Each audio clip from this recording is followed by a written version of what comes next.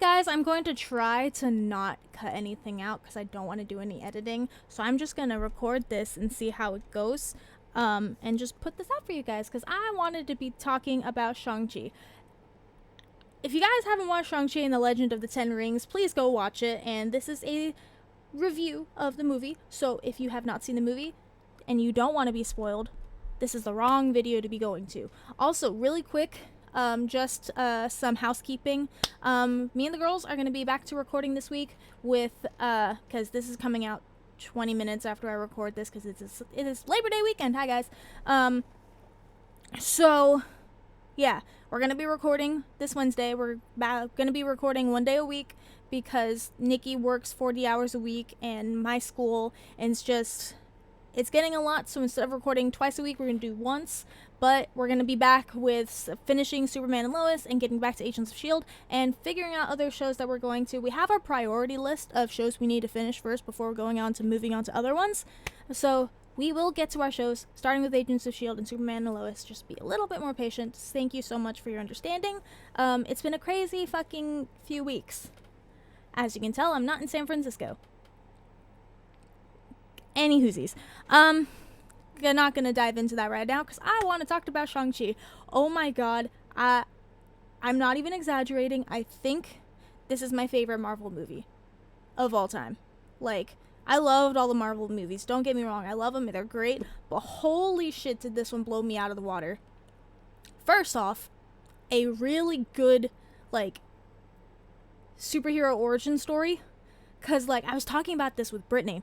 And she was saying how, like, usually superhero films and stuff, it starts off with a guy, like, just a normal dude walking around. Turns out he has this power that he hasn't harnessed yet, and this is his destiny. And then they're like, well, I don't know, I just want to be normal. And then the guy's like, well, you can't be normal, you got to save the world. And he's like, all right, I'll find it within myself to be the hero everyone expects me to be. End credits. That's not one of these movies. No, I love that this Shang, he came up from like not like a mobster, he grew up in like an enclave, is that what? You guys seen the movie. Basically, he didn't start off as like a kid in the suburbs, like accidentally fell upon the 10 rings and it was just like, let me learn these powers. No, he had the training, the martial arts training with the 10 rings, and I loved it so much, and it didn't need to explain too much, whereas, like, I don't know, it's kind of like with the first Spider-Man, not Far From Home, Homecoming, where we don't need the introduction or the replay of Spider-Man's origin. With Shang-Chi, for Shang-Chi, you didn't know that he was, like, you know, already, like, fixated with martial arts and stuff until, like, the bus scene, which is really fucking cool, because it wasn't one of those, like, the guy gets on the bus, like, hey, give me your fucking necklace. And the guy's like, wait, what the fuck? It's my necklace, to give it back. And then he, like, goes to chase after the necklace. No, he had this training, and he news that they were going after his sister. It's just, I fucking loved this movie. And I can't say that enough. I'm trying to, like, cover all my bases of what I wanted to talk about. But overall, 10 out of fucking 10. I want to see it again. I saw it last night. I want to see it again. I've been begging Hannah to go with me, but I think she wants to go with her dad, which is understandable, but I want to go see it again. I might go by my happy ass self. I don't know. Anyways, so, yeah, I loved the villain, his dad, but at the same time, I love that it wasn't just another, like, oh, I want to rule the world and, like, all that stuff. Like, yeah, he was brought up, he lived 1,000 years, and he just wanted power. So, whether that be wealth, because it didn't seem like he wanted power. He didn't seem he wanted to, like, rule over anything. He was perfectly okay in his part of his country and just ruling over the 10 rings and, his, like, I'm blanking on the word to use. Not regimen, not... Basically, he's leading the group of assassins, right? And he was perfectly okay with staying there and raising his family and stuff, and just like he wasn't sought out to be looking to be ruler of like the United States and like he wasn't looking to rule the world. He just wanted power, which is really fucking cool. And it's kind of refreshing getting a villain like this. And to be fair, he's not really a villain. Like, yeah, okay, well, it's all about perspective, I think. God, I'm so bad at reviews, guys. And I don't want to edit this, so you're just getting the raw fucking thing in my thought process, so I apologize. But yeah, no, when we see him hunting, he was hunting down his kids, yes, but you have to look at it from his perspective. He fully believes that his wife is calling to him, and she's trapped behind this gate, and he has to open it to save her.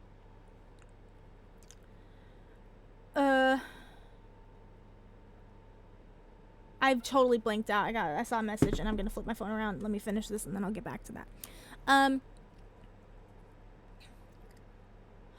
lost my plane of spot. Okay, so yeah, no, he wanted to find his kids or whatever, but he wanted to find his kids because he's like, hey, your mother's alive, or at least he believes that their mother's alive, and he wants to go save her.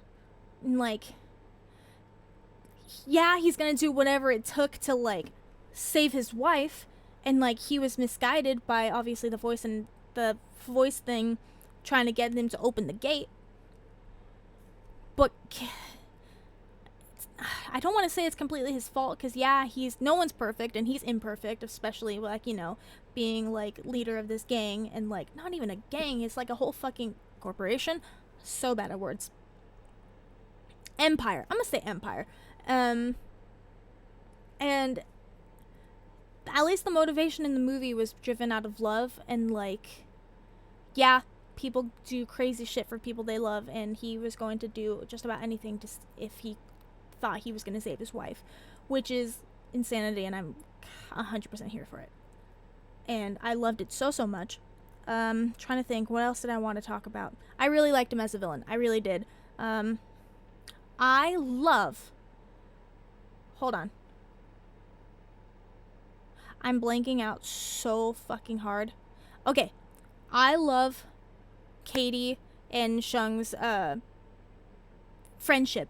I love the representation of a platonic friendship, because like most movies you'll see like the guy and the girl, they're best friends, but one of them has feelings and they don't tell each other until the end of the movie, and then they fall in love and kiss.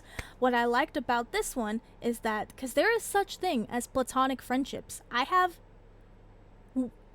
one. It's Alex, and he is my soulmate. And there's no, like, sexual feelings or whatever. Like, we just care deeply about each other. A lot. Like, that's the only thing I can relate to. Like, he's my person. And, yeah, I love the representation of a platonic friendship. Platonic relationship in, a major film. Because they could have, like, easily been like, yeah, no, Katie's in love with him. But no, they kept it as friends, and they made that line very clear. And like, it wasn't one of those, like, when he entered like the fighting ring or whatever and he had his shirt off, she wasn't like, holy shit, you're hot. She was legitimately like, where'd your shirt go? Like, he's like not phased, nothing like that. Like, and especially like their hug at the end after like she like, you know, got was able to shoot not the dragon, because the dragon was the good guy, the other monstrosity like in the throat, and they hugged.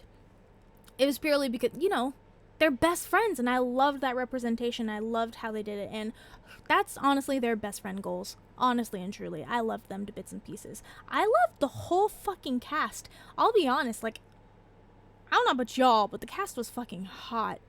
Even the dad. The mom, hella gorgeous. Holy shit. Like, the sister, everything. I just fucking loved this movie so goddamn much. Again, I want to see it again. What else? What else can I talk about? A few things that I noticed in this film. Totally random, has nothing to do with the plot. I just found it amusing. One, Trevor. Holy shit, I was dying. And then when that thing like comes out, it's just like, oh, you see him too, and I'm not crazy. Just fucking, I love Trevor so much. And then that's that moment when like you see him laying down and like all the dead soldiers and stuff. I knew what was coming before it even happened, but it still made me laugh so fucking hard when he popped up and said, shh, I'm performing. get down and perform too, and they're like laying down trying to pretend to be dead. So fucking funny. I loved it. Fucking love Trevor. What a callback. Holy shit. That part was amazing. One other thing that I want to touch base on. Oh my god, wait, Shang's sister? She's a fucking badass. Like, honestly and truly. Holy shit, I can't wait to see more of her. The end credits scene saying otherwise. She turned the Empire into her own, and we love women. Okay, back to what else I was saying.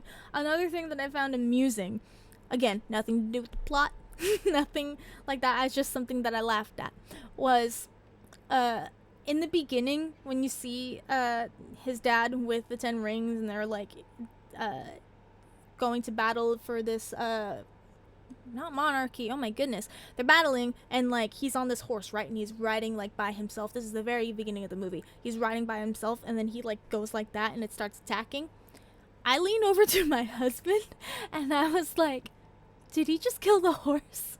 And I was laughing in the theater, because in that fight sequence, when, like, the camera's panning around while he's, like, beating the shit out of these soldiers, you see the dead horse in the background. It was so, I was just sitting there, I'm just like, oh my god, they killed the horse. Also, sound effect wise, holy shit, like, in that sequence, when he, like, punched that one dude and, like, threw him down on the floor, you can hear the bones crunching. Loved the sound design in this whole fucking film. I loved it. It was the best. I said Grest, combining best and greatest. Grest. The fucking soundtrack. Holy shit. I want to be that level. Holy fuck. This is literally just a review of me being like, holy fuck, it was good. I loved the first, like, fight sequence, like, in the bus. Although, I was a little bit distracted in that fight scene. Not too distracted, but, like, obviously it takes place in San Francisco. And obviously I was supposed to be in San Francisco. And now I'm not in San Francisco because my school sucks. Long story short, they determined, because of the Delta variant, they determined that some majors don't need to be on campus to, like, limit, capacity or whatever. And they didn't inform anyone at all. So there was a bunch of students, like myself, trying to get back home, because it's bullshit. Anywhoosies, well, during the bus scene, I couldn't help but, like, be taken out of it a little bit. The fight scene was great, and I loved it. Holy shit, like, I fell in love with Sean, like, the moment, like, as soon as they started fighting, I was like, holy shit, okay, dibs. Like, whew, daddy. Anywhoosies, that's probably inappropriate. Okay, but, like, okay, sorry, back to my train of thought. You're watching my brain go everywhere. But during the whole bus, like, sequence or whatever, and Katie's, like, trying to drive or whatever, I couldn't help but notice that we're on Powell Street. Powell Street is that street where it has the cable cars. So it has the 2 cable cars going up and down, and then you can drive up and down the street.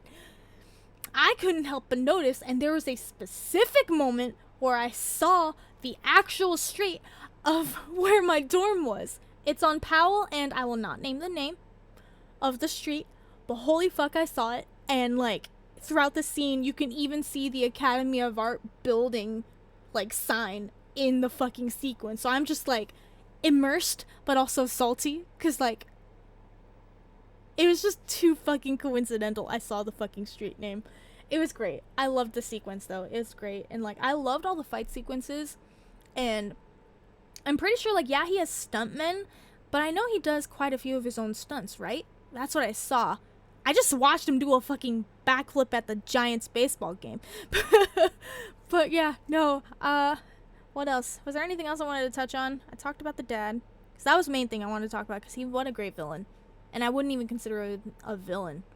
Like, he didn't do anything in this film. He didn't do anything out of malicious intent. And he even said that his wife thought that he could be a changed man and let go of his past and move forward.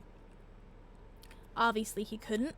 And he let that grief take over, and he, you know, turned his children into assassins.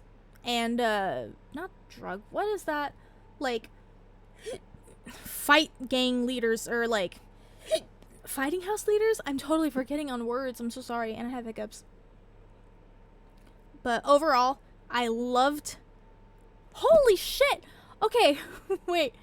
Oh no, hold on. Why am I blanking on his name? Oh my goodness. No, give me a second. I feel so bad. My brain is all over the place.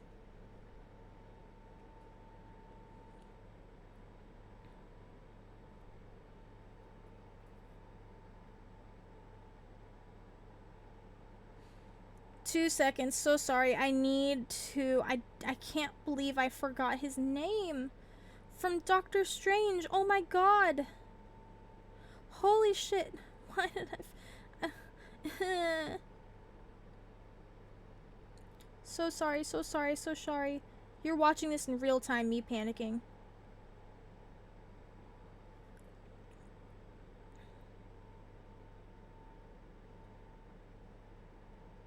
Wong! Oh my god, why did that take me so long to remember? I'm so sorry. Wong, when he showed up first in the fighting pit, just like, you know, something he does on Sundays and stuff, like, I'm thinking of him as kind of like Wave 4 Marvel's like Phil Coulson, where he like just keeps showing up in different fucking movies and like trying to like bring the new Avengers together. And just that final scene of like them talking to Sean and Katie, like talking to their friend and like explaining like their weekend basically, and like Wong coming up and be like, yeah, come with me, and like they're standing there with like the right in front of the circle. They're like, okay, we ready? Like, it was that moment. I was just like, oh, that's them not only entering like the sanctum, not only entering the room, but also entering the Marvel Cinematic Universe and like, you know, becoming an Avenger. It was so great. Also, I hope you guys stayed for the after credits scene, because holy shit, Bruce with his arm in the sling because his arm was fucked up. And of course, Captain Marvel, Brie Larson, and like, you have to, like, the little cameo where she's like, I'll be right back. Like, it's because her movie's coming out.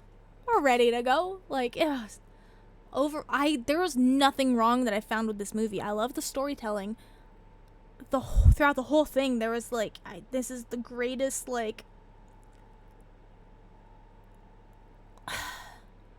greatest superhero origin story I've ever seen on TV, as a movie. Like, there's nothing wrong with this film. 100%. I know that I'm missing a lot of key points as to why I fucking loved this film, but I'm at least glad I was able to talk about the main parts, and I'm excited to see them again. I'm excited to see the 10 Rings again. He is now my husband. I've called dibs. He is. Like, oh my god. Yeah, please let me know what you guys thought of the movie. How many times y'all are gonna see it, because I'm gonna see it again. I hope you enjoyed this very sporadic review. Yes, very sporadic. I'm so bad at talking. This is why we edit things, because my brain just goes all over the place. But yeah, that's my review. Again, comment what you liked about the movie and stuff. I'm actually going to be live streaming on Twitch more Spyro in a minute, so yeah, if you guys want to come and hang out with me on Twitch, I'll see you guys there. Okay, I'm gonna run. Oh, the outro. Okay, outro. If you like that video, make sure to like and subscribe. Subscribe to our Patreon, where you get our reactions a week early, uncut, before it goes to YouTube. You can book us on Cameo, where you can make Hannah sing happy birthday. I will not be singing happy birthday. You can ask us to say hello, a small reaction.